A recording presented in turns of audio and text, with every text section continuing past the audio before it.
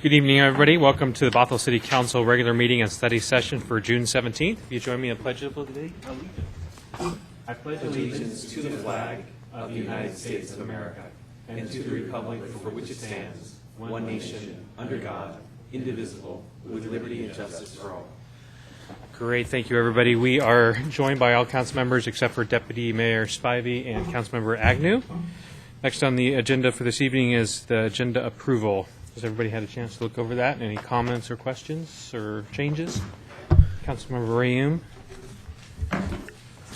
I'm sorry. Is this when I pull consent agenda items? This would be when you pull consent agenda items. So I want to pull June 3rd, 2014 minutes. Okay. Pull 1489. And that is it for me. Okay. Good. Yep. Councilmember Evans.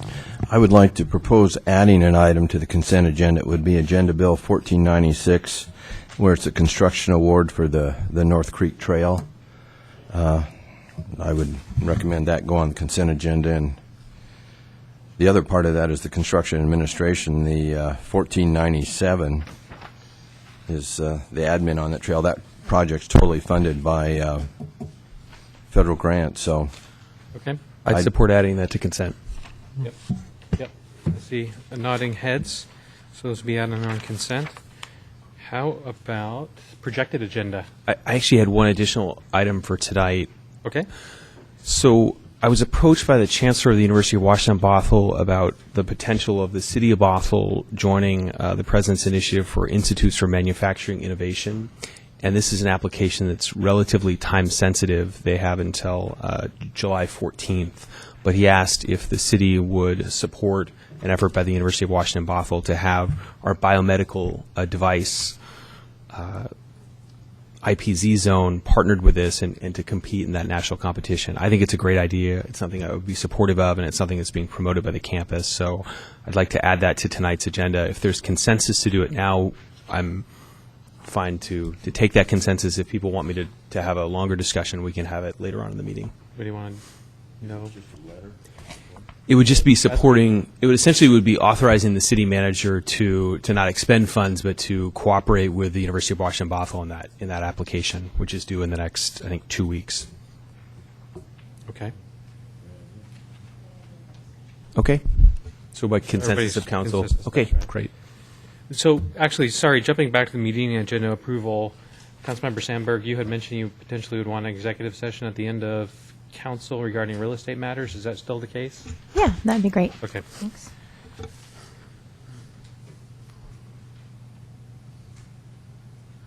And does anybody see for any reason we would have an executive session for the collective bargaining agreement item AB 1494? I don't. No. Okay. Then jumping onto the projected agenda, I do have something. I've noticed that, unless I'm just not finding it, that I can't find the discussion of the half-acre park coming up. Deputy Mayor Spivey and I had discussed. So if we could find a place to discuss that, that would be excellent. And also in the third quarter of 2014, there's items around regarding First Lieutenant Nicholas Medroza Memorial Park. I don't know if you want to bring up any items about that right now or not? No. No. Okay. Mayor, just for the reference, September 9th, I believe, does have the item that you were speaking to. Item number 4. Oh, perfect. Thank you so much. Okay.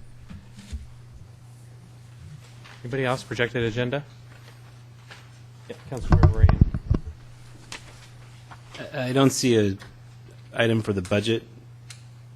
When is our next meeting on the budget? Or our first meeting, I guess, on the budget? It would typically be in either late October, which wouldn't show on this calendar, or 1st of November, So a fourth quarter budget fourth quarter of discussion. 2014. Then we have the Capital Facilities Committee is going to be meeting in July. That's correct. Yeah. Which is a component of the budget, but Right. Remind me who is on the capital facility. So you are, okay. I am. You are, and you are. Okay, hopefully you're getting meeting notices. Anybody else projected agenda? We have no special presentations this evening. I do have one sign-up sheet. David Habelwitz, and I think I pronounced your name wrong last time, so you'll probably correct me this, but you are 3 minutes to address the council. Welcome. Thank you. You didn't install that shock thing since last time, did you? No. Where am I supposed to put my hands? Come on. So I was coming to speak about the time frame that we had regarding between when we had the final price known to the public and the opportunity to have public feedback. And actually this kind of segues into a bigger issue that yesterday, when I went to the open house for the parks and public spaces presentation where we could find out more information and maybe give feedback. And while I was there, I was having a conversation, and Bill, forgive me because I haven't heard your last name, but thank you for sharing with us. Another person was there and having a dialogue and was clearly, I mean, I felt a little bit deceived in some of the process, and he was very visibly felt deceived and such by what City Council has done to this point. And we were asked, so why do you feel that way? And that's actually a good question, because I think that is something that we're feeling, and we meaning the folks that I know in the public. I can't speak for everyone, but I can speak for those that I have talked to about this, and that is, in the agenda on Friday before the last meeting, we saw the final price for the first time. Although I know we had 27 meetings prior to that, this was the first time where we actually saw the final price tag, and that was 15% higher than any other price we had seen to that point. So we had 4 days for the public to even see that, and there's 30-some thousand people that would have had to see that to be able to make any judgment, and not that everyone would need to see it or would want to see it, but that opportunity of only 4 days kind of limits the opportunity for real legitimate feedback. So when we talk about transparency, that's what we're after. Not to beat up the City Council or anything like that, but really give us a fair shake at understanding so that we feel like we're working together on this, in the same way that the parks and open spaces is a misnomer from my perception from what I saw and where the money is really going, if that makes sense. That presented in a way that's what we feel legitimate to the actual facts of what is happening. If we don't feel deceived, we're going to be more trusting of the City Council and say, you know, I'm glad you're there, but I'm not getting that feeling when we raised the price of City Hall by 15%. That was that $6 million. The price went up by 15%. And the night that was presented here in the meeting, where people could see it on TV at home, was when you decided. So they really, for those that watch at home to see this information, they really didn't have a chance to know before it was too late. Look at that. Perfect timing. I'm in Toastmasters. All right. It works. Thank you, Mr. Habelwitz. Thank you. Anybody else from the public like to address the council this evening? Sir, if you come forward and give your name.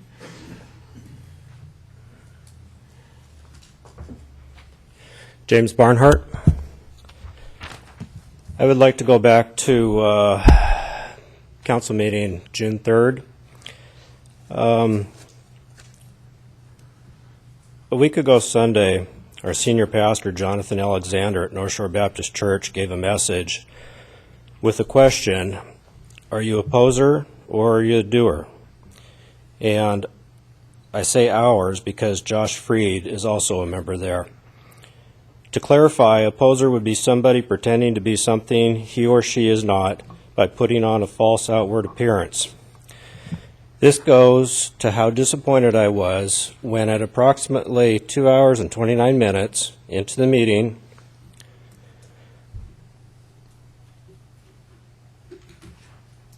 Andy had just finished his remarks, and it was Josh Freed's turn for remarks. And this is what he had to say. You know, the amazing thing about America is that we do have free speech, and you can say absolutely, completely ridiculous, false things. And that's our process tonight, and we heard plenty of it. I found that to be very offensive because you might as well have called Andy and Tris liars. I don't think speech or comments like that should be reflective of a person who says he has a walk with Jesus Christ, and I certainly don't think the mayor should accuse other council members of or imply that they are liars. And I truly believe that you owe the two of them an apology, because in the tape, you were looking directly at them when you said that. Now, my second point would be for City Manager Bob Stowe.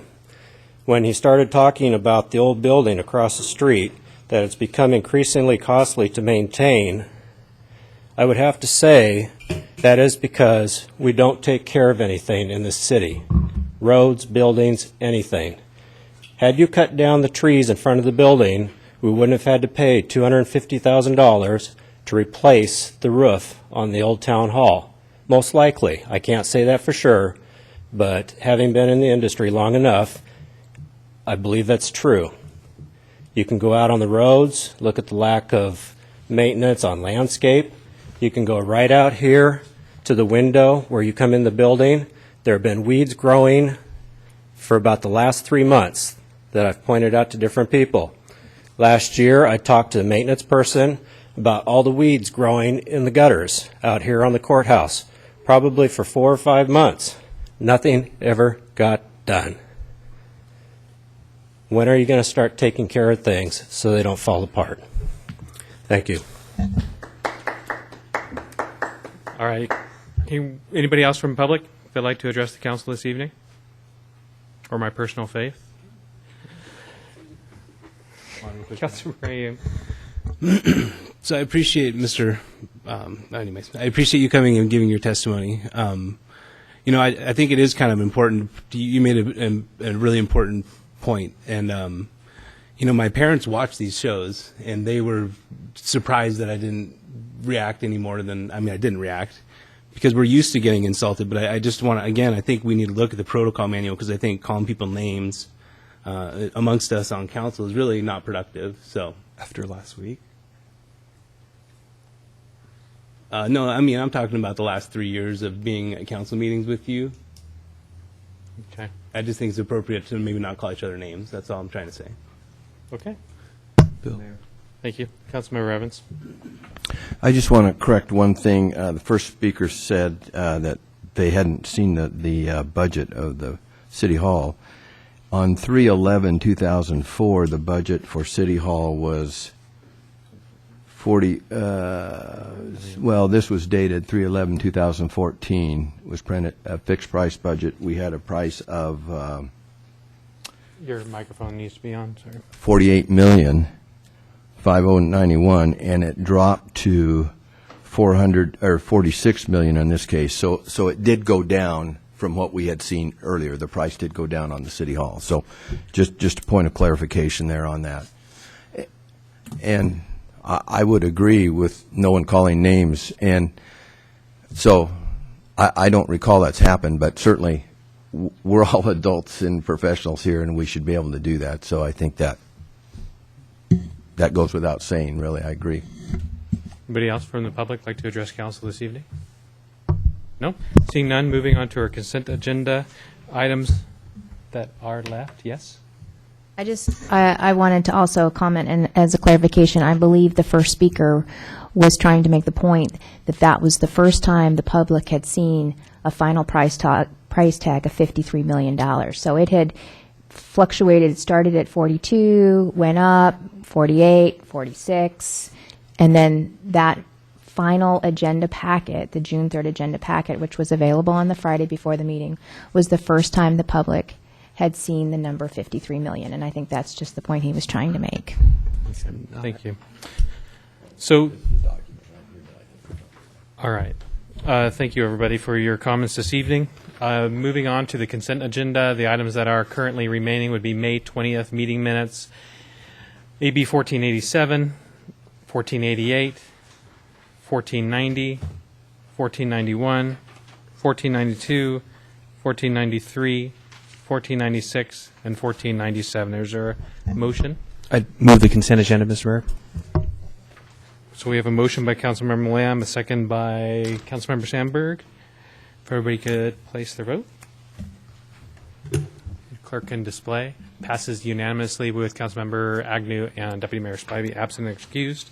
2 items that were pulled were the meeting minutes of June 3rd. So first up, Councilmember Ray. So on page, excuse me, on page 15 of our packet, it's under old business. This was the consider award of the solid waste contract to Recology. And it says in here, I don't know how many paragraphs down it is, but it says Recycling Public Project Administrator Sabrina Combs presented the solid waste contract with a 10% cost reduction provided by Recology Landscapes Incorporated. And I did the math of that reduction based on the full contract, and it's actually 1%, 1.01%. But the other piece too is it wasn't a cost reduction; it was a what would you call it? A scope reduction in the contract. I mean, we didn't get everything we had. We actually lost getting new dumpsters. So it seems inappropriate to call it a cost reduction. So the amendment I'd like to make to the minutes is to change it to say, after Sabrina Combs presented the solid waste contract with a 1% scope reduction provided by Recology Cleanscapes Incorporated. Okay, so we have a motion by Councilmember Riem, a second by Councilmember Sandberg. Would you like to address your motion? I already did. I'm fine. You're fine. Anybody else would like to make comment? Councilmember Sandberg. I think there was a lot of misunderstanding around what that 10% value was, and so it is my recollection that we didn't get a 10% savings in our rate structure, our residential rate structure. They were able to decrease the rate structure by making the concession about not replacing all of the commercial dumpsters right away. So I think that is a more accurate reflection that it was a exactly what Councilmember Rayum stated. Councilmember Evans. Mayor, I guess there's a misunderstanding here on this, I'm not understanding. It was 10% was what was in the agenda packet, and I guess out of courtesy to our administrator, Sabrina Combs, I move that we postpone approval of these minutes and have her come back and explain that 10% if it's that critical. Go ahead. So, City Manager, do you have any comments on this? Whether or not you have further discussions about the accuracy of the 10% is one matter. The actual minutes is entirely a different matter in terms of what was reported and what was said. And so I think you can go forward to action of the minutes and take up the matter that Councilmember Evans indicated if you desire. Because again, I think there are two separate issues. What you're talking about with the minutes is simply, do they reflect the discussion during the meeting? If they do, then pass them. If they don't, then bring them back. The question of the accuracy of the comment really is an entirely different matter from the minutes. In other words, you can't rewrite what was said. You can't rewrite history following a meeting when you approve the minutes. Yeah, I would agree with you, but I do want clarification. Recycling Administrator Sabrina Combs presented the solid waste contract with 10% cost reductions. That wasn't across the board of the whole contract. No, it wasn't. Joe Beck. It wasn't. I reviewed these and I just missed this, and the intent was for these to indicate that there was a contract with a cost reduction in it, which was what was presented to council. So there's a Scrivener's error there with the 10% is all that's involved. Okay. It's just. I think just say cost. So, if I could speak to the motion, I would support simply saying a cost reduction, because the reality is this contract was one that we did get a savings of $387,000 on, and it doesn't affect, the savings that we got doesn't have any impact on residential consumers. It was a savings that a majority of council specifically directed to go back and work with a Cleanscapes for Ecology to get. And it was a savings that, it wasn't a reduction in scope, it was something that was actually contained within the initial RFP that the city put out. So it's not we didn't reduce the scope, and I think it would be inaccurate to say that we did. This was savings. I understand some people might be uncomfortable with that, but this is savings, and this is what happened. I'm fine with just having it say, and I would make an amending motion that we approve the minutes as drafted, with the change of simply striking the language 10% and simply have with a reduction in cost. Second. We got Okay. a second from Councilmember Ram. Any discussion? If everybody could place their vote, which will be changing the language from Recycling Project Administrator Sabrina Combs presented the solid waste contract with a cost reduction provided by Recology Cleanscapes Incorporated. The clerk can display. Passes unanimously. Is there any further discussion on the underlying motion as amended? If everybody could place their vote again. And the clerk display, it's in process, it appears. Passes 5 with 2 absent and excused, Councilmember Agnew and Deputy Mayor Spivey. So the second item you pulled, Councilmember Ram, was AB 1489 to consider approval of supplemental agreement number 11. Yeah, I did, and the reason to pull it is that I just can't support a contract, and we've talked about this before, so we don't need to belabor it. But the contract just provides us amount per hour per employee of the firm that we're contracting with, and it just doesn't sit well with me. I don't care what profession it is, but I can't approve a contract that just doesn't have a description of who's doing what. Some of these rates are $500 an hour, so it just seems appropriate that there would at least be some description of like who by name apparently does what for the firm and what they're going to do for our contract. So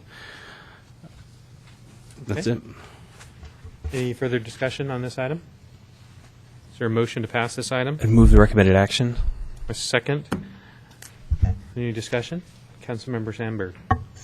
I think it's important to note that to date, and then including this supplemental agreement, if it passes, we will have spent over $1.6 million just on legal services with K&L Gates related to downtown revitalization. I think that's important to note. Yeah.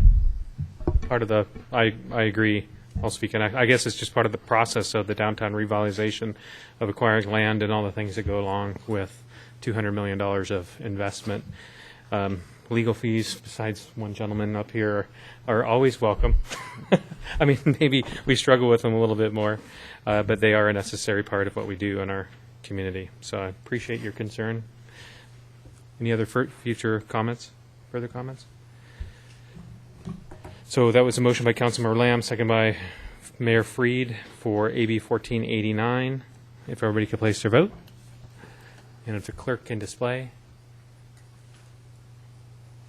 Looks like we'll need to do it one more time. And again, it passes 3-2 with Deputy Mayor, I'll go through it.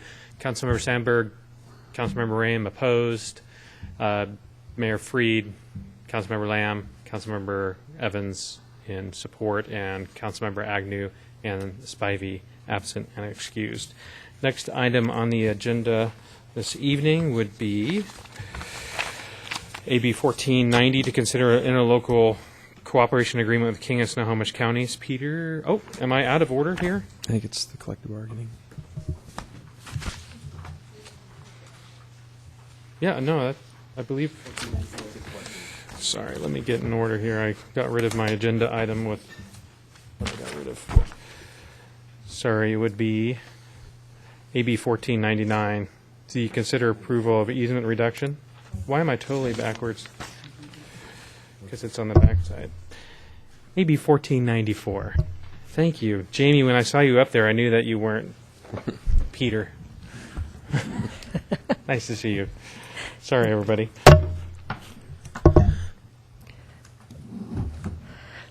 Good evening. Tonight before you is a contract with the police captains for consideration for the period of January 1st, 2014 through December 31st, 2016. The city went into negotiations with the captains last fall, and a tentative agreement was achieved, and the union ratified it on May 30th of this year.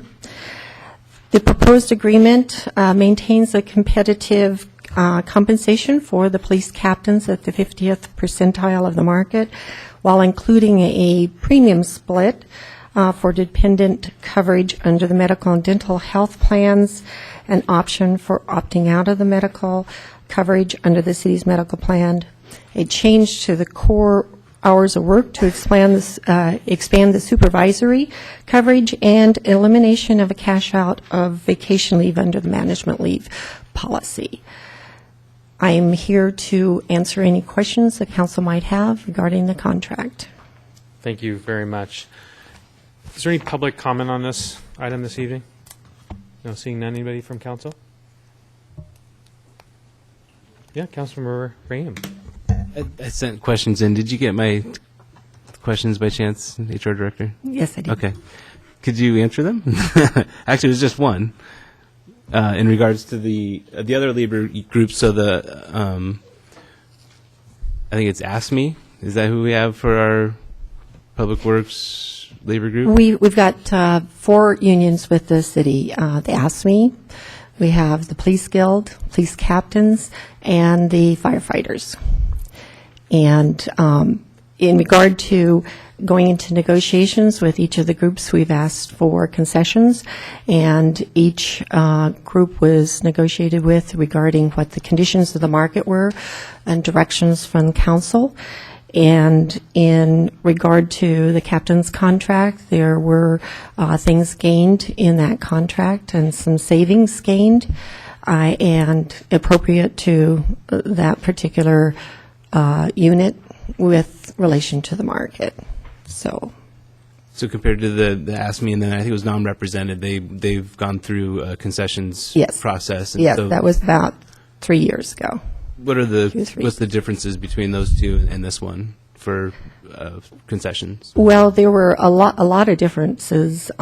We went to each of the groups and looked at what the market was actually doing at the time, and adjusted ASME and non-rep based upon the market for benefits. Same has occurred in our negotiations with captains. So, Okay. Thanks.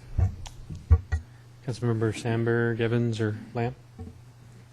I already asked questions and got Yeah, them all. thank you. I think we got them all on the dais. Yeah. So thank you for your responses. you're welcome. I was able to benefit from reading all the answers, too. Councilmember Evans.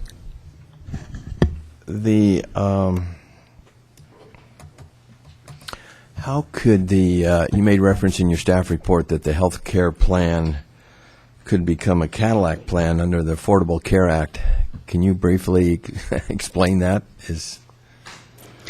Under the Affordable Care Act, there is a deadline in 2018 for ensuring that health plans are maintained, the cost of them are maintained under a certain level.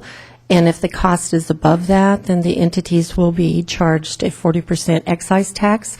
So we are going into the negotiations with the different groups to ensure that if their plan for their medical plan is going to reach that, go above that threshold, that we would be progressively addressing it before it happens. Okay? Okay. So that's the reason why we've got a memorandum of understanding with the captains to allow us to negotiate that outside of the next contract, should it look like that occur. Okay, So. great. And the 90-10 for consultants, that is for family members and things, it's 100% for the officer and 90% for his families. Is that Yes, correct? That's correct. And that's what we have in our other contracts That's too. putting them in line with the other union contracts. Great. Thank you. Councilmember Sandberg. Actually, a question that Councilmember Evans sparked a question. So about the Cadillac plans, if it's determined that the captain's plan qualifies as a Cadillac plan, then do you in turn reduce benefits to make it less Cadillac-like, or then does the negotiation revolve around who pays this 40% excise tax? Well, basically, what we're doing is trying to get ahead of that. And AWC, who we currently insure this group and other groups under, is watching that very closely and offering plans that will not reach that Cadillac plan level. And so I believe that by addressing it before it happens, we should be in good condition when 2018 comes. Because it was my understanding that if a plan is considered a Cadillac plan, that's considered taxable income for that employee. I mean, other companies are dealing with this, like Microsoft, that have really wonderful benefits. Well, we have to start recording what the cost of the medical plan is, that the part that the employer pays when we issue the W-2s. At some point in the future, IRS may decide to do something with that. At this time, I don't know of any legislation that would require that, but there's so many changes. Who knows what it will actually look like in a few years, so we just have to kind of wait and see what the rules come out to look like. Okay, thanks. Councilmember Lamb, any questions? No. No. All right, we've gone through. Is there a motion? Councilmember Evans? Mayor, I'd move that we authorize the city manager to sign the collective bargaining agreement with the Bothell Police Captains Union for the period January 1, 2014 through December 31st, 2016. Second. All right, there's been a motion and a second. Any discussion? Seeing none, if everybody could place their vote for the underlying motion to authorize the city manager to sign the collective bargaining agreement as written in the agenda bill. And if the clerk can display, passes unanimously. Next item on the agenda is AB 1495. We get to hear from Fire Chief Mr. Van Horn, or Chief Van Horn. Nice to see you, Bob. Good evening, Mayor and Council. Tonight before you is a revision to the City District 10 interlocal agreement whereby the city provides fire department services to the district. It's important to note that the city and District 10 have been working together for the past 39 years, and this agreement has been modified numerous times over that period, with the latest revision happening in May of 2009. This agreement mainly addresses the compensation model. It moved from a 80% of AV and 80% of EMS levy to a percentage of the district AV as applied to the total district city AV and applied to total expenses for the department. There's also a provision in there where the city and district share the cost over and above the budget, and they also share the benefit of should we come under budget. And that would be based upon the same percentage for that year. The payment schedule addresses the change in the compensation model. Joint board meetings are currently held quarterly, but it was determined that they could be moved to, as either party had an issue, they could call it, and we could have a joint board meeting. And the fee for transport and the motor vehicle language was added based upon the December 6, 2012 agreement. It was decided that the addendums would be used to reflect changes in apparatus, equipment, and last Tuesday, June 10th, the District 10 Commissioners approved this agreement. So staff recommends that Council approve the revised interlocal agreement with Snohomish County Fire Protection District 10 and direct the City Manager to execute the agreement as presented. This ends my presentation, and staff is ready for your questions. I really appreciate the presentation, Chief. It's a point of personal privilege. It was just fun this week to see an email from you at the bottom. You're a police chief or fire chief of also Woodinville, and just made me proud of who you are and your leadership in our community. So thank you for that. I'd like to open it up to council questions. Councilmember Evans. Thank you. Chief, the term of this contract is indefinitely I guess, until terminated by either party. So, will you review these costs every year with them and assure that things are in balance here as far as what we're collecting for services that are offered? Yeah, there will be a determination each year of what the percentage is that District 10 will pay. And I will review the Bothell contract, the fire and EMS contract with the commissioners. And part of the provision is if they have any comments, I will entertain those comments and listen to what they have to say. So, but yeah, this will be an annual thing where I will be meeting with the commissioners and updating them. And I look forward to, as part of your budget, or the city budget review, that we do stay abreast of these costs, so that so we know what they are, what's going on. So I think that's important, that when we've got a contract that's indefinite out there, I want to make sure we get checks along the way or something that we're on track. Great, thank you. Councilmember Sandberg. Hello. There's a removal of language regarding Fire Station 44 regarding the remodeling project. Is that because that's all complete, or is there a change in philosophy about the future of Fire Station 44? Before I came to work in the city back in probably early 2009, there was a thought that Station 44 would have a major remodel, and they were going to partner with the city to accomplish that. That didn't happen. They did do some remodeling within the station, and there is no plan to put Station 44, move it to another location or whatever. So I talked to the commissioners, and they agreed to remove this language since we weren't going to move forward with this remodel project. And we probably would have left the footprint of the station, but everything else would have changed. So it would have been a major remodel to the station. So it was no longer needed. Councilor Rayum or Lamb? No?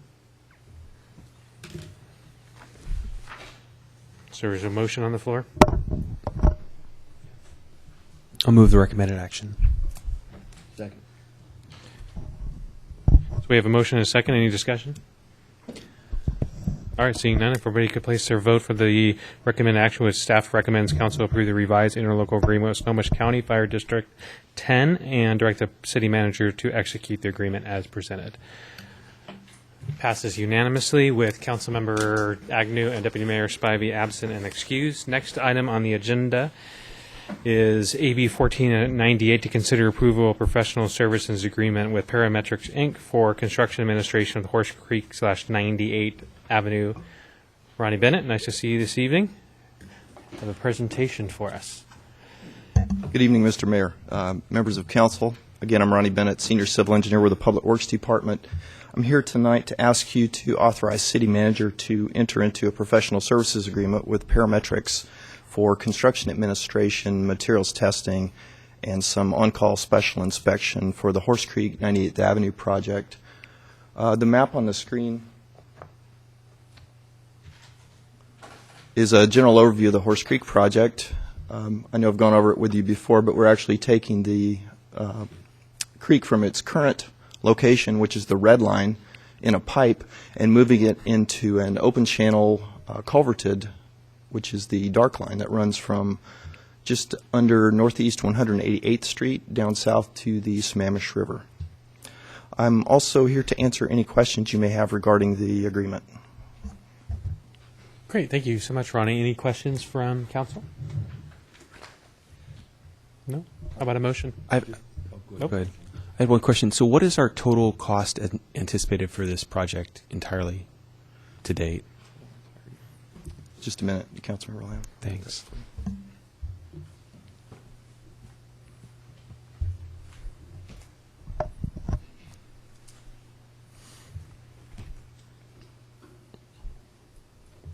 Should have brought my calculator. 15.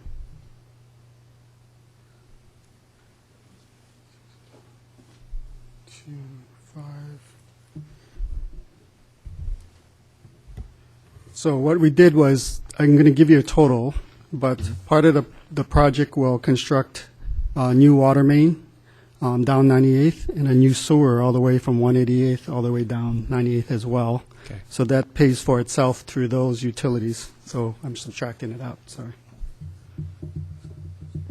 Okay, and take this one out here. Minus 456 and 302.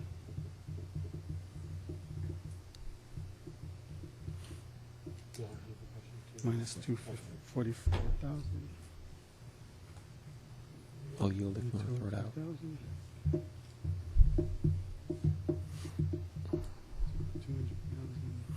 So we're at about 16.6 just for the stormwater itself. That's the channel and the bypass. And about another couple 100,000 of that is actually going to be reimbursed for private utilities, the dry utilities like Frontier, Comcast, because they got to move out of the way. We're doing street work as well. They'll reimburse us for that. So probably in net about 16.4. 16.4. And what was the last budget quote we had when we were working with the state to keep it underground? Was it 4.5 or?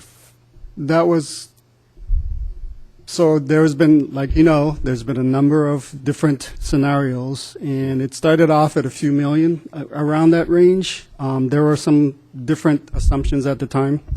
Sure. Some of the assumptions were we could do portions of it, and as developers came along, they could fill in that gap. But through the process, as we worked through the agencies, some of those options were not available to us. Sure. But just when we were talking about having the entire creek, or when we initially had a permit issued to have the entire creek still underground, or the entire Horse Creek as piped as it currently is, was the price in excess of $6 million? I don't seem to remember that it was. Yeah, I'm not quite sure. I know we were under 10, definitely, for the whole cost. Okay. The pipe system itself was a few million, and I think we thought at the time the channel was probably a few million more than that. Okay. That'd be fun to know. yeah. Thanks. Councilmember Evans. Yes, on several of our contracts tonight, we've seen amendments or additions to those contracts down the road.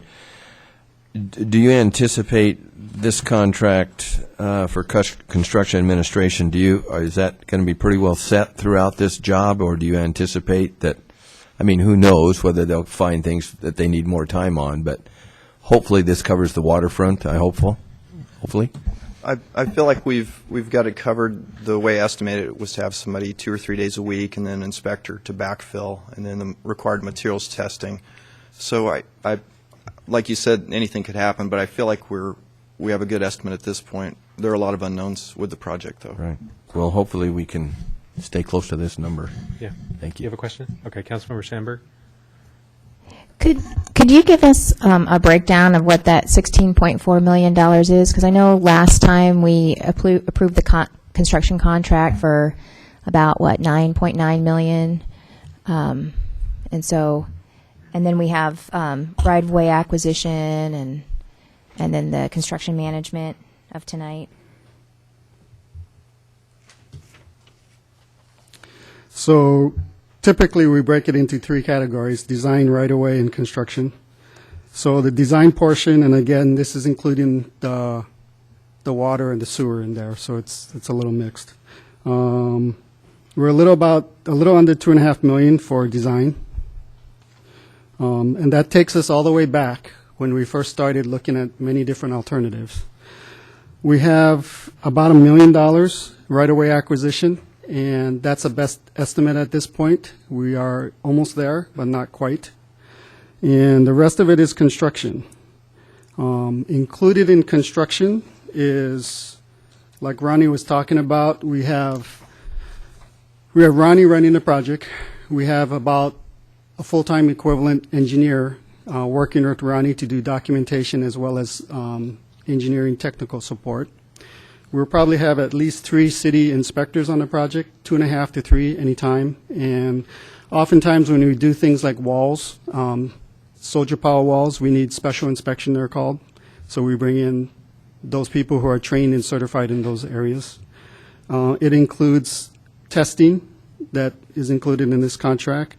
We have 2 to 3 days a week a construction admin person coming in to help us with the documentation. We it's a very interesting thing. As we went through the recession and everything, we saw money tightening up, and we had a lot more audits coming on. And so we have to be very careful with our documentation control.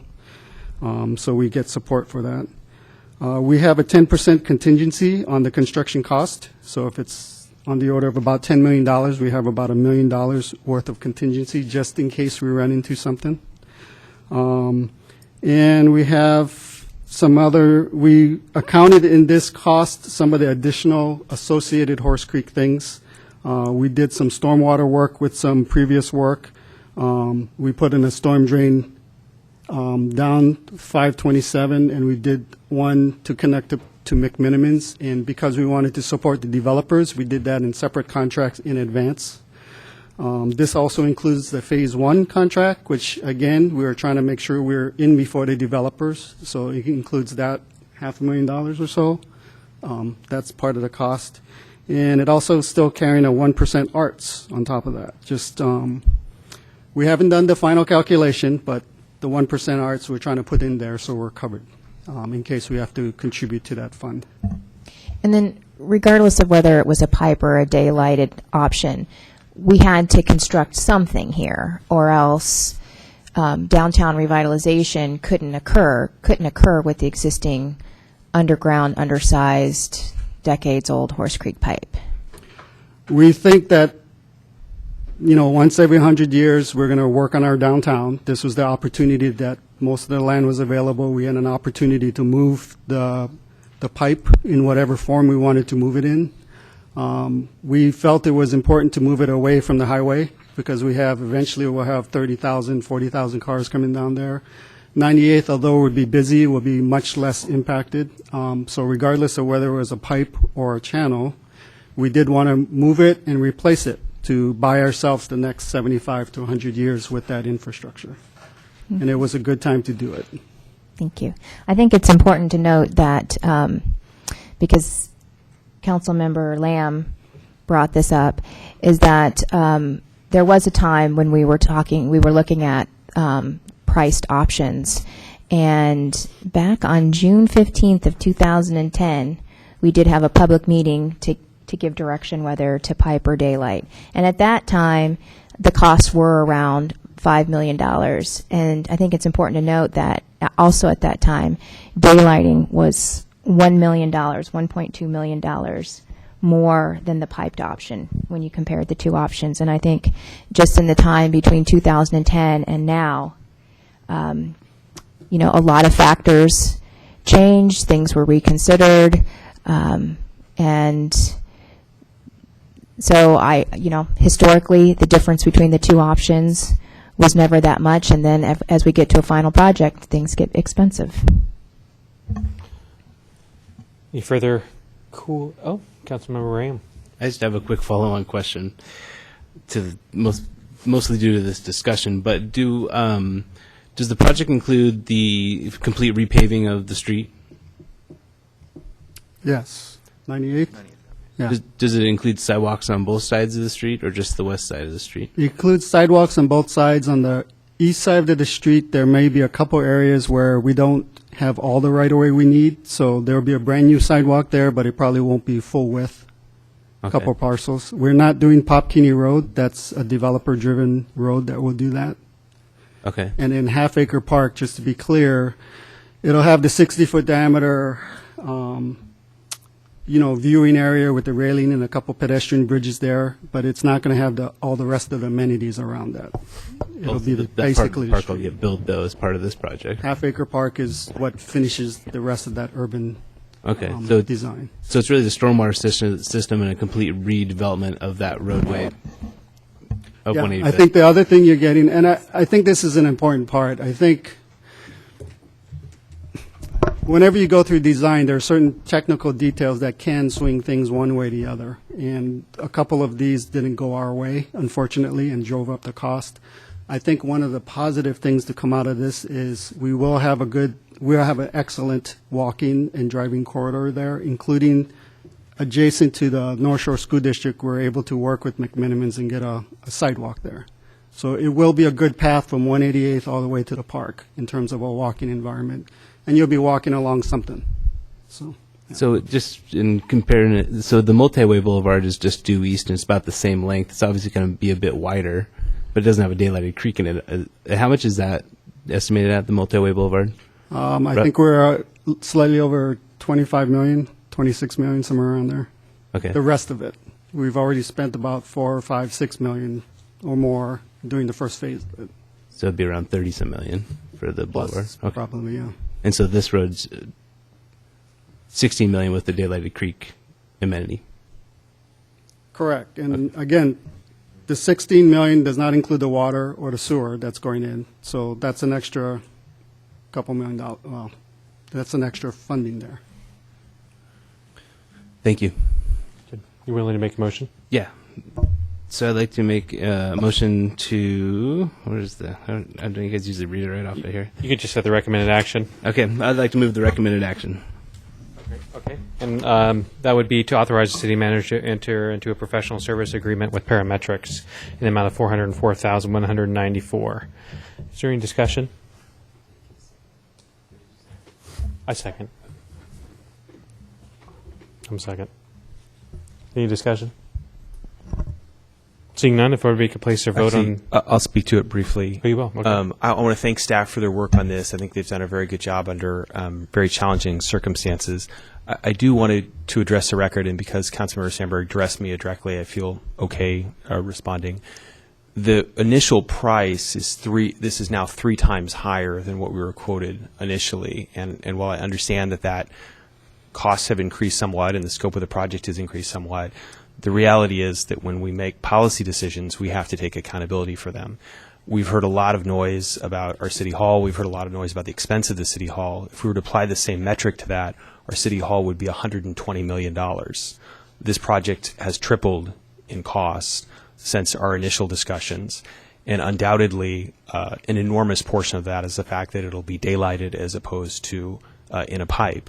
There are merits to daylighting, but they also have costs. And I think that it's important for those people who purport to be fiscal conservatives to take ownership of those things that they've asked for when they have real costs that are passed on to the taxpayers. Okay, and I'll jump in on comment as well. There's been several things in the city I agree with decisions we make up here and some that we disagree.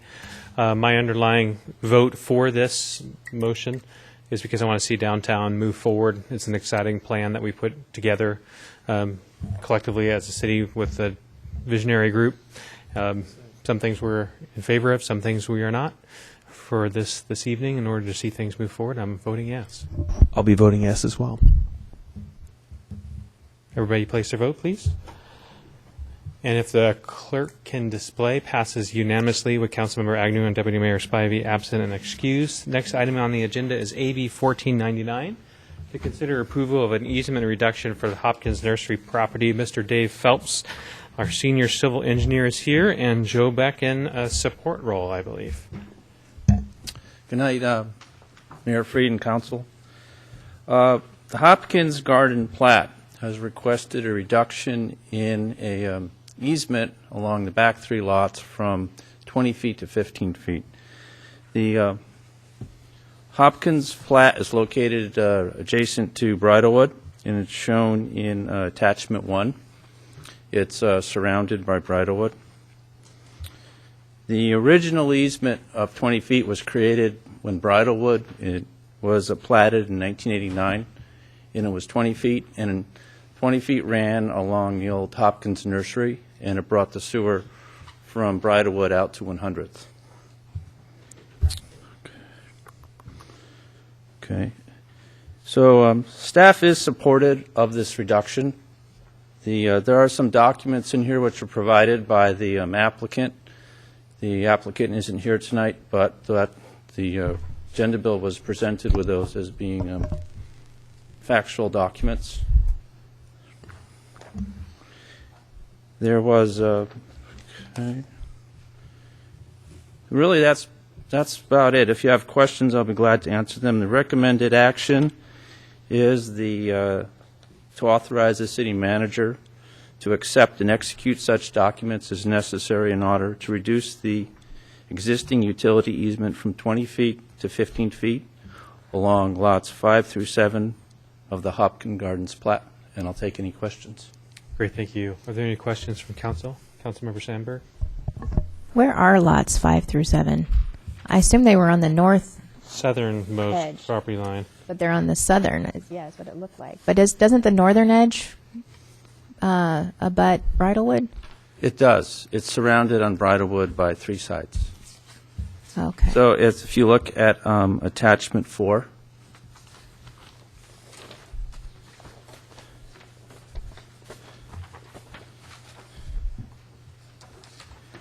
attachment 4 on the bottom shows the 20-foot easement, and it's from lots 5, 6, and 7 on the south. So it's at the bottom of the page. Okay. Okay. There's a road or a trail that runs by there, or there used to be. And so you said that Bridlewood wraps around to on the east side, so it's the north side and the east side, and also on the south side? It's definitely on the east. I'm going to look at the exhibit for Well, a second. it's not It's important. Bridlewood South that runs along, and it's their park that they have just. Yes, it's actually, and I apologize, I misspoke. On the east is Bridlewood, or Bridlewood South. There were like 3 divisions in there, and there was Bridlewood and Bridlewood South, so I'm not sure the distinction where the line between Bridlewood and Bridlewood South was. On the north is Bridlewood, and on the south is like a native protection area type that was created with Bridlewood South, I believe. Okay, thanks. Any further questions? Is anybody willing to make a recommendation to move the? I'll move the recommended action. We have a motion by Councilmember Lamb, a second by Councilmember Evans. Any discussion? Seeing none, if everybody could place their vote. And the clerk can display. Passes unanimously with Councilmember Agnew and Deputy Mayor absent and excused. For the next item on the agenda this evening, thank you, Dave, sorry. And then we have another Dave, Mr. Dave Boyd, coming up. This is a study session considering a Planning Commission recommendation of proposed code amendments regarding downtown transition density. I do have to just take a quick pause. I need to leave just right after 7 o'clock, so we need to, at my departure, have somebody run this meeting. My recommendation would be Councilmember Lamb, based upon experience. Fine? 3? Okay, good. So, Dave, take away. Don't be offended if I get up and leave in about 10 minutes. Thanks. Good evening. I did pare down. I do have a brief presentation to bring the lights down. I pared it down a bit, understanding that there was a time constraint tonight. So tonight I'm bringing you for study session. Bringing for study session a code amendment to eliminate the special density limit for the downtown transition district. This was initiated in 2013 at the request of Marlon Gabbert and Dick Paler, and it essentially returns the plan to what was the staff and consultant recommendation, which didn't have any density limits in the new downtown districts, similar to the previous RAC zoning that was in downtown. Very late in the council hearing process, an amendment was offered to limit the residential densities to further reduce the potential impacts of development on the surrounding adjacent residential zones, and that was passed without a lot of analysis. There really wasn't an opportunity for much in the way of staff analysis. So staff does support this requested amendment. Here we have, just by way of background, this is the map showing the downtown transition districts in orange. So they basically form the transition to the downtown core along both West Hill and Lower Maywood. And then on the following pages, some of this was in your packet, so I'll go through this fairly quickly. But the downtown plan community vision set the stage for this downtown transition district, and the images in the lower center here kind of show the the type of development that was envisioned here: townhouses, small apartment buildings, even duplexes on smaller lots. The code includes a 3-story height limit, includes setback limits, and a special setback limit adjacent to single-family zoning. That's circled in red there. So there already were and are in the code a number of safeguards for the adjacent residential development. The proposed code amendment would simply eliminate that special residential density requirement. Again, returning it to the originally proposed configuration. So as I gave in your packet some examples of development in this area and adjacent to this area. I'm just going to show you a few others here. There are examples from less than the 20 units per acre limit to 3 times or more the 20-acre limit that are included in the map in your packet at the end of the presentation. So this is an older development that has a current density of 28.3 units per acre. Very close to that is another one that's just barely over that 20 unit per acre limit at 20.7. Here's a development that's actually just adjacent to the downtown transition. So this is the type of development that the downtown transition district is buffering from, but this has a 24.2 dwelling unit per acre already. So new development in the downtown transition currently under the current code with the density limit would be even less dense than this. And also, I think it's important to note that the Lower Maywood Special District still are applied here. So small lots like this could develop as duplexes under that zoning, and which actually is a slightly higher density than would be allowed under the current downtown transition district with the density limit. And then this is in your packet, but I'm showing it again here because it's adjacent to the parcel that it was illustrated in the packet from the drawings by Gabbard Architects. This is in the downtown transition district, has a current density of just over 30 units per acre, and it's very similar to what was proposed on the lot to the west here, just behind that hedgerow that you see behind this condominium. So here's the proposed development. This is the condo that we were just looking at. The proposed development is slightly bigger, but a very similar configuration with a through lot driveway parking underneath. And whereas the unit next door, the existing unit next door, is 5 units, they're proposing 8 on this. Roughly the same height, 3 stories over underground tuck-under parking. So here's a section showing the ground level in the dotted line here, and the 3 stories extending up from that over the parking. Dave, I'm going to skip. Thank you so much for your presentation. I'm supportive of the changes that you brought forward this evening, if council decides to move. Thank you. Thank you all. See you around the 4th. And just to give another illustration, this is a proposal that a developer looking at our Lot O, just south of Popkini, provided to us. This is a very early schematic layout for that. And so even without any structured parking, with surface parking, the downtown transition portion of this site, the western portion of the site, would have had 28 units per acre in this proposal.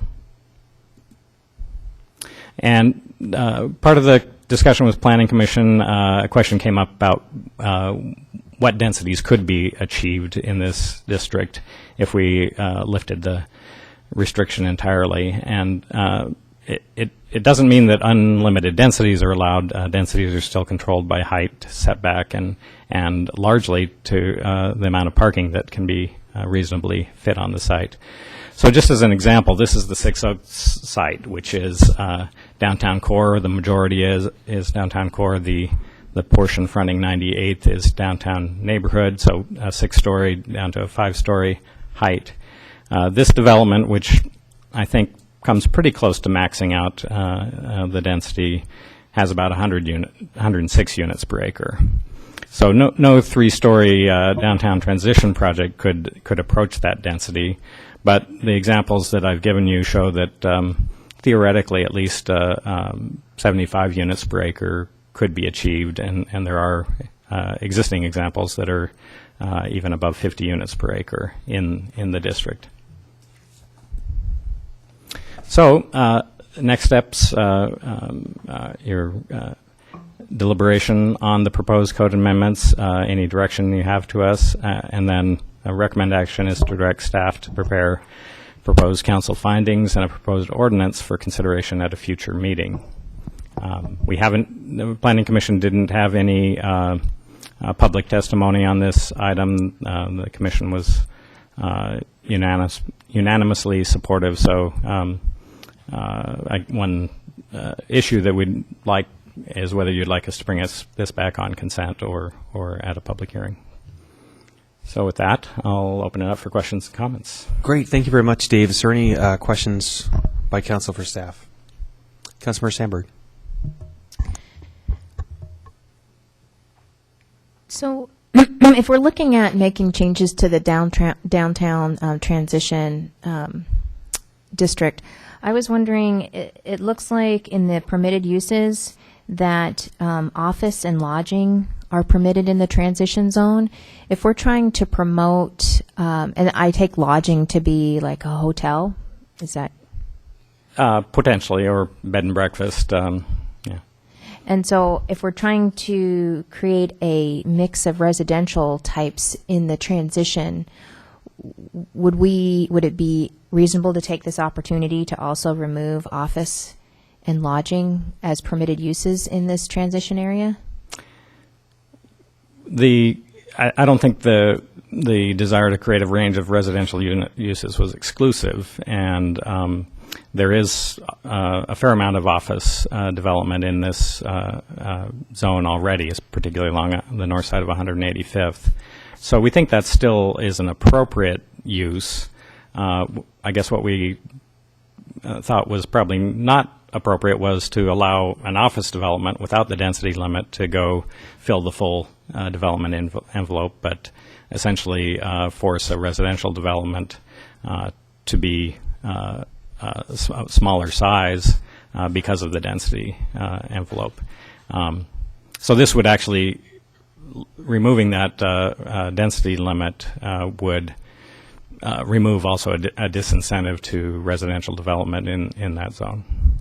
But it would still allow office, and which may very well be appropriate on the ground floor. The Gabbert proposal did have a small office space on the 185th frontage, as well as the 8 units above. And it seems to me that the transition area that is on the northeast side is a little bit different in character than the transition on the west side along 96th. And I'm thinking that maybe the original driver behind having that density limit of 20 units per acre was driven by the need to provide protection to existing single family in the west portion of the transition area. So was there any discussion of maybe separating those two transition areas, recognizing that they are different? I don't recall that there was any at the time this amendment was made, but as I said, it was late, and there wasn't a lot of discussion on it at all. Okay. And then I think that you mentioned in the staff report that there are protections that are provided for the existing, when the properties abut existing residential. And there's a 25-foot distance quoted, but that's not a 25-foot buffer. It's a 25-foot building setback. Is that correct? And then 10 feet of it would be the type 2 buffer. Yeah, 10 feet of it would be landscape buffer. The entire area would be a setback area. One other thing with regard to West Hill, the frontage is most of that portion of the zone is at the foot of a fairly steep bank. So there's also that topographic relief that I think that provides some additional protection here that doesn't exist on the Maywood Hill side. Okay, I'm going to reserve the balance of my time for comments, so thank you. Any other questions?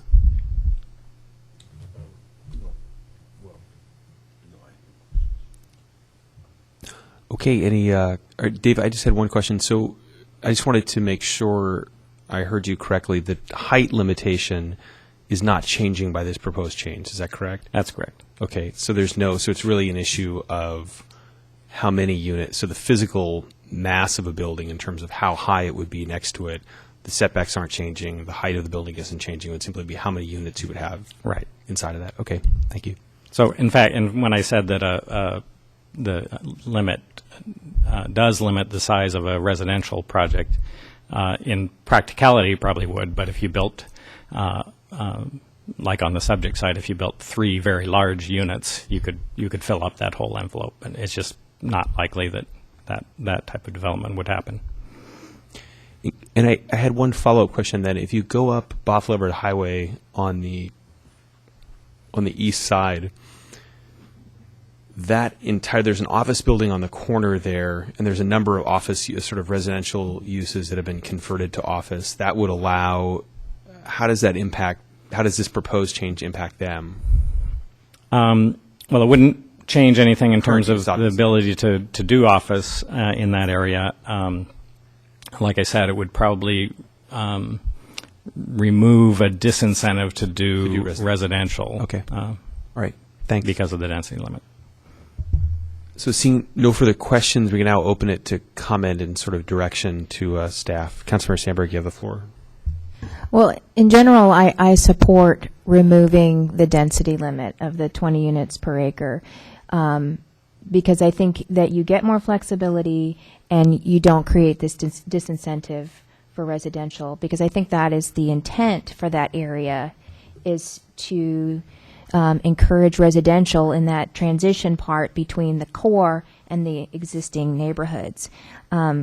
What I think is important, which is it's on page 292 of the agenda packet, but it's the code language from the downtown transition district, the preamble. It says, ideally, a healthy mix of residential building types, townhomes, duplex, small lot, single-family homes, flat, courtyard types, will widen the range of housing choices, complementing rather than competing with the city's suburban single-family neighborhoods. And when I was reading the agenda packet with all of the examples, it didn't sound like this area was going to develop to the mix that was envisioned in that preamble statement.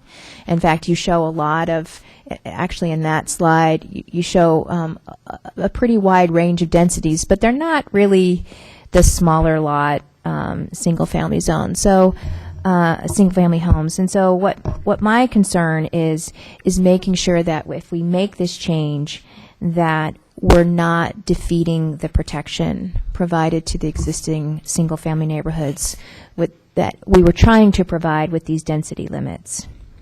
And so that's why I was thinking, would there be a reason to separate the East Transition District from the West Transition District? Because the West Transition District abuts up against 9,600 and 8,400 square foot lots. And so that's one thought that I would like to present, that we could split the two transition districts and have slightly different requirements for the ones that butt up against West Hill versus the ones that are over on 185th, where they already have a real mix of densities and uses. And then the other thing that another option that I would like council to consider is, if we do remove that density limit, the 20 unit per acre density limit, that we consider increasing the width of the type 2 landscape buffer, where the proposed development would abut 8,400 or 9,600 square foot lots. You answered the question, what densities could be achieved in a couple places in the agenda packet. Maybe 50 units per acre. And that brings my experience with living in the specialized senior housing overlay, where my single-family lot was adjacent to a development that was a 50-unit per acre development. And it is a difference. And in that instance, and in other instances in the city, we do provide wider buffers, not setbacks, because setbacks are different, but wider landscape buffers between disparate uses. So, and I think that would be appropriate when that new development would abut like I said, the 8,400 or the 9,600 single-family lots, a wider buffer. And it seems to me that would be certainly implementable on the west side, like on the west side of 96th Avenue, because most, if not all, of those lots are fairly large, as opposed to the example that you gave, which was a less than a half acre infill lot, I believe. Yes, it was much less than a half acre. I mean, obviously, you wouldn't want to have a landscape buffer on a less than half acre lot sandwiched between an office building and an existing multifamily residential development. So anyway, I'm asking for council's consideration on that, if they would be in removing the density limit, adding in an additional protection for those lots that abut 8,400 and 9,600 square Would you feet. yield to a question, Councilmember Sandberg? Yes. So it seems like your focus, and maybe I'm flipping this, is more on the east side of the proposal rather than the west side. Is that correct, or do I have it backwards? I think it backwards. Okay. When I look on the map, when you look at the way the transition where it abuts the gray area, Yes. it abuts larger lots on the west side at the base of West Hill, and then the zoning is multifamily in the northeast corner, except for that 9,600 zone. And I don't know if those homes have 9,600 square foot lots. But so I guess what I'm asking is, do you see the difference being, because some of those areas on the east side are still single-family homes. Do you see a difference in the level of protection afforded a large lot single-family home versus a small lot single-family home? My preference is to not distinguish between a large lot single-family home and a small lot single-family home, but I don't know if I would get support on that. Okay. But if I could get support on increasing a landscape buffer against any single-family residential lot, I would prefer that. Okay. That was my question for you. And then it's also, there's also the consideration of whether, it's something is across the street or immediately abutting. And we've always talked about landscape buffers immediately abutting properties, that streets sort of present a buffer setback in and of themselves. Right. And then also, I would like this to come back as a public hearing, not as a consent agenda item. Okay. Other comments? Councilmember Evans. I guess I'm, based on what Dave said, on the west side, as I understand it, there are bigger lots, but there's more of an elevation change along there. I think it's one of the reasons he gave for keeping them, the requirements the same. So I'm not opposed at handling differently, but my impression is that the Planning Commission looked at that and staff has looked at that and felt that because of the factors on the west side and the east side, that they are comparable or can be addressed, in the same manner. But if staff looks at that and wants to come back and has any comments on that, that's fine. I guess they're bigger lots, but there's a different elevation change there too in my mind. As you go up West Hill, it's different than down lower into the transition area. So that's my recollection of driving through that area and the elevation, that type of thing. So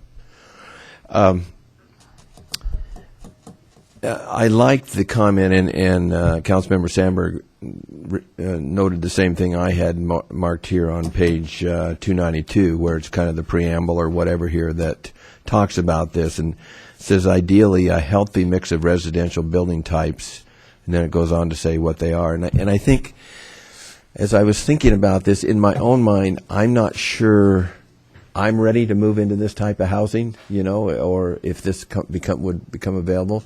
But I started thinking about the places I've been across the country, and I've seen this in other areas, where there can be a small office there, and there can be a studio apartment, and there can be different entrances and landscaping and those types of things. And really, I think it's looked very, very nice.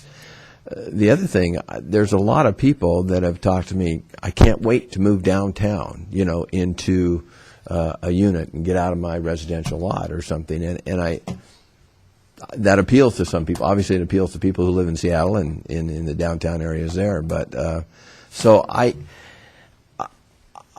interested, and I was surprised that there wasn't more comment. I'm assuming that all of the potential properties that could be affected by this were noticed through our planning department, the hearings that they had for the planning commission. So I guess I was surprised that there wasn't any input back from the public on this. So I would support.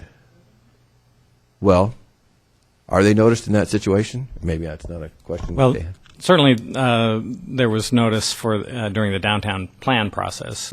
This code amendment is not a project level amendment or a site specific amendment. Okay. It's an area wide amendment, so we don't do individual notices in those cases. So in this case, if we were to hold a public hearing on this, would those properties be notified? That's not our that's not our normal procedure for an area-wide code amendment. Okay. Well, I think that would be good somehow to notify those folks and make them aware, although I think, as we know, many of those people followed the process through the original plan development. But I'm in favor of holding a public hearing on this and having it come back to us. And while it's not something that necessarily appeals to me right now, I can see the need for it, and I can see where it's been applied in other areas and worked very effectively. So I would like to have it come back to us. All right, Councilmember Rayum. So, yeah, I would like it to come back as a public meeting, not on consent. And I guess I share the same concern about, the name of the zone kind of speaks for itself. It's the transition zone. And so to me, that means it's the fringe of the high-density downtown center. And I think people that live on the boundaries of the downtown center that are in residential lots, I think it would be concerning to them that there is no limit to the amount of dwelling units on their adjacent property line. So that's probably not the story they heard as they are in the transition zone when this was originally published. So it's been a little while anyhow. So I just think that it would be a good idea. And if a buffer, a widening of the buffer, I guess I'm not overly convinced that really makes it feel all that much better to have hundreds of people extra to your single family lot. But I'd definitely be interested in hearing kind of what the impacts of that would be to potential development of those lots nearby, and just to make sure that we're not doing something with the code that makes it infeasible to redevelop the transition zone. But with that, yeah, and I second what Councilmember Evans said. It wouldn't hurt to try to put some outreach out to these people that they're share a property line with the transition zone on the outer limits of the downtown revitalization area. That's it. Thanks. Thanks, Dave, for that presentation. And I remember participating in this discussion very, very well. And I think that one thing that is important to remember from the historical part of the conversation is that the transition zone had a lot to do with height. And a lot of the concern that neighboring jurisdictions had, or neighboring properties had to do was with the physical impact of having a tall building. And so the idea was that the tallest structures would be based on the boulevard, and the transition, I think, primarily referred to a transition of height as it went down, and it's important that this does not change that. There is a limit on density, as Dave indicated in his testimony tonight, that there is a constraint on how many units you can put in with respect to parking, with respect to building orientation, and other things. To me, if you can build a 3-story building right now under the code, I'm not sure that I guess I'd be interested in hearing how a building that could be built today would be at the same height would require a greater landscape buffer than a building of the same height with greater density, or how a landscape buffer would affect that one way or another. I think that we spent a lot of time on the downtown plan, and this particular change was one I think that was done after the public hearing was closed, if I'm not mistaken, and so the public really didn't have an opportunity at that time to weigh in on the amendment that was made. In terms of the mix of uses, I think this probably will encourage a mix of uses. Right now it has a really interesting and eclectic mix of residential and commercial uses, and I think that this will enable some of those properties to transition into a specific type of residential. I'm not convinced that the quality of life of people who live next to it, especially as I've seen other developments go in for development of the same height but greater density, is going to be would be enhanced that much by a 5-foot increase in a landscape buffer. I'm interested in hearing if staff, when this comes back, and I also support having this come back as a public hearing, I'm interested if staff has thoughts on that, of what that would look like, or whether it would provide a material relief. But I think that the issue generally with landscape buffers has been for a scale and mass of buildings in a particular use. So I think this is a good approach. I think this is something that I, along with the mayor and Councilor Evans, are supportive of seeing this move forward, and I look forward to hearing public testimony when this comes back.